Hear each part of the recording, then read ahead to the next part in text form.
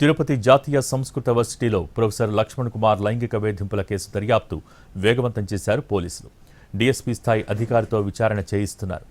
బాధిత యువతిని విచారించడానికి ఒడిశా బయలుదేరారు. అక్కడికి ఒక సీఐ, 2 మహిళా ఎస్ఐల బృందం వెళ్లింది. ఇప్పటికే ఆరోపణలు ఎదుర్కొంటున్న లక్ష్మణ్ కుమార్ సెల్ ఫోన్ను సీజ్ చేశారు పోలీసులు.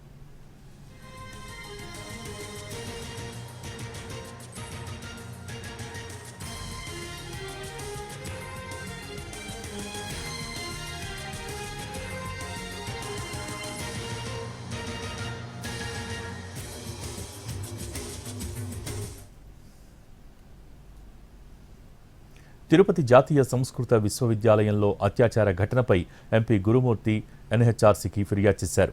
దోషులపై కఠిన చర్యలు తీసుకోవాలని డిమాండ్ చేశారు. అసిస్టెంట్ ప్రొఫెసర్లు విద్యాసంస్థల్లో ఇలాంటి అకృత్యాలకు పాల్పడటంపై మండిపడ్డారు ఎంపీ గురుమూర్తి.